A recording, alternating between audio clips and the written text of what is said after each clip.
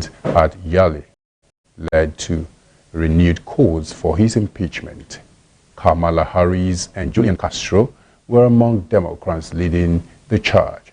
Both called for impeachment, Harris saying Kavanaugh lied to the U.S. Senate and most importantly to the American people.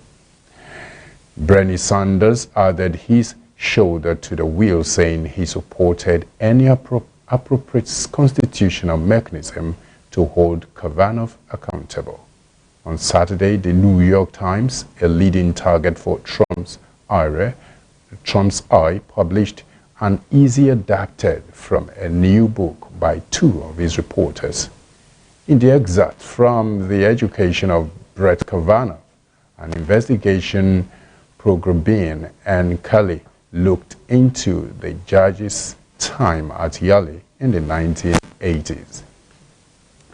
Ramirez's claims surfaced during Kavanaugh's term confirmation last year, though it did not attract as much attention as that of Dr. Kristen Blasey, an academic who said Kavanaugh attempted to rape her at a high school party. 2020 budget, federal government to utilize 237 billion naira recovered loot. Coming up next is business news. Don't go anywhere.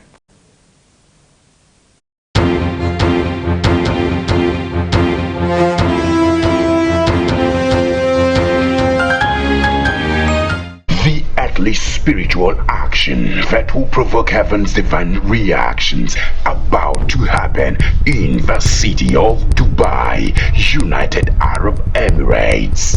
Open Heavens 2019, Apostle Jensen Suleiman, October, expected.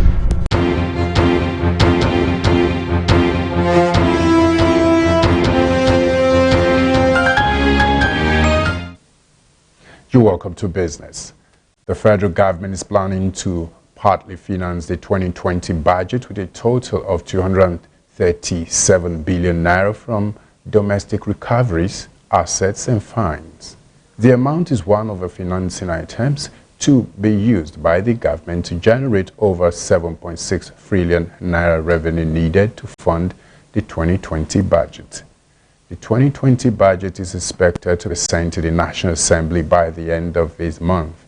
Investigations revealed that the planned recovery of 237 billion naira when compared to the 203.79 billion naira for 2019 represents an increase of 33.2 billion naira. Within the last 3 years, funds recovered from those that looted the treasury have been one of the financing items for the annual budgets of the federal government.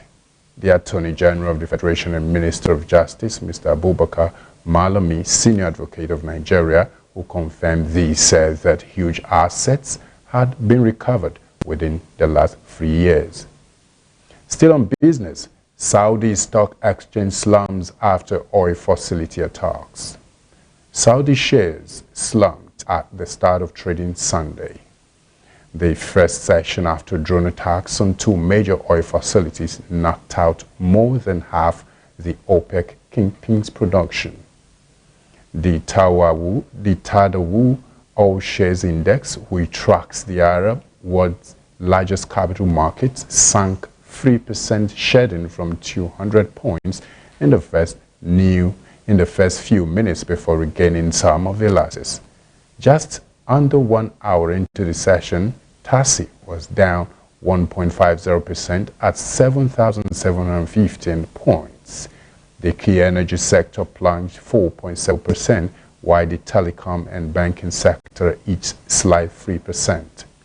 The market was also affected by an announcement from the Saudi Basic Industries Co., one of the world's largest petrochemical producers, that the industry faced a shortage of raw materials.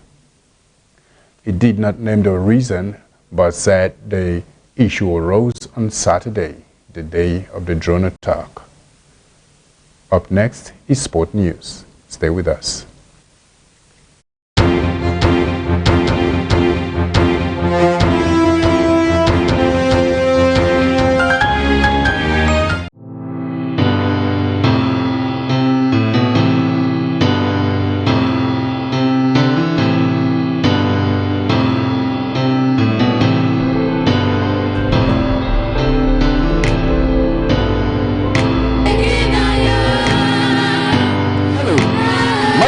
watermelons, and I have an invitation.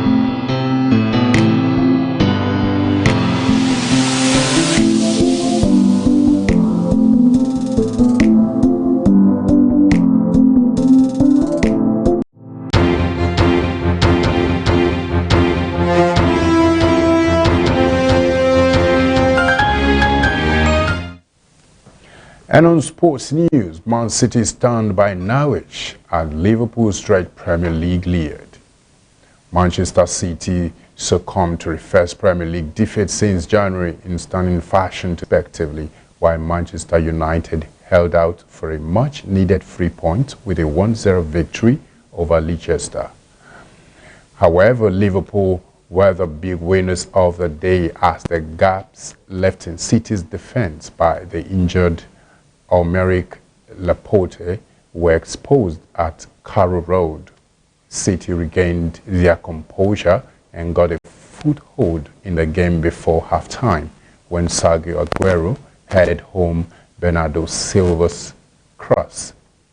However, with Laporte out till January, at least with a serious knee injury, Pep Guardiola has problems to solve at the heart of his defense as John Stones and Nicolas Otamendi gifted Norwich a third at the start of the second half.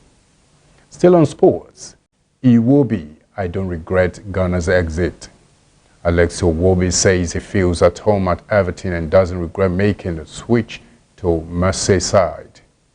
The forward made a last-minute move to Goodison Park last month, leaving Arsenal, where he played since the age of 8, to join Everton for £35 million fee. He told Sky Sports how he feels training with the Toffees at the Finch Farm. I was very comfortable at Arsenal and I was on holiday, so I didn't think about any move. I got a call and thought about if this would be a better chance for me to improve myself as a player.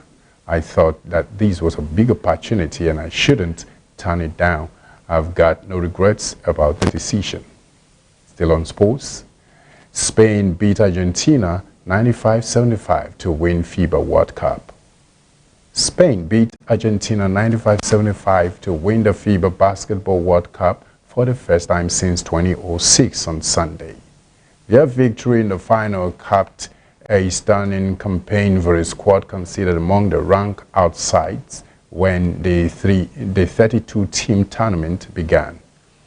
The Spaniards scored first and never relinquished the lead, relying on swarming interior defense and superior rebounding to snuff out the offensive threat of and Willie Hernan Gomez swatted 3 shots each as Spain pulled down 47 rebounds, 20 more than Argentina.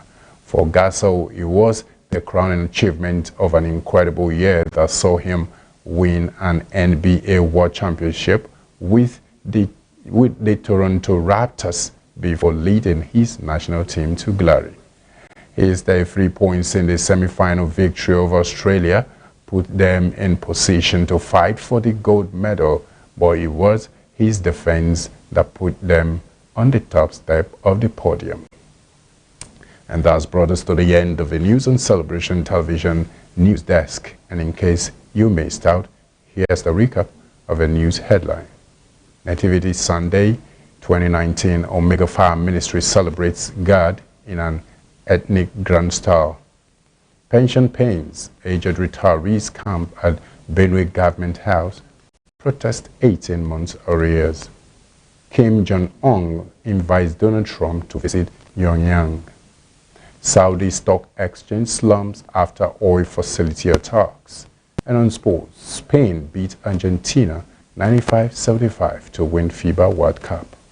You can keep up with us on Celebration TV, on Facebook, Celebration TV, Instagram, My Celebration TV, on Twitter, My Celebration TV, and on YouTube, www.youtube.com/CelebrationTV.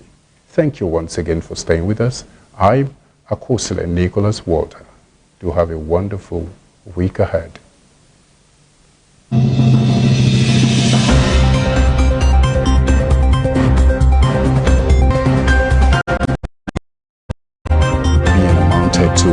15.7 trillion naira at the end of December 2018. Senior Democrats have responded by accusing him of committing a gross offense. The All Progressives Congress has vowed to punish the Ogun State Governor, Ibikunle Amosu.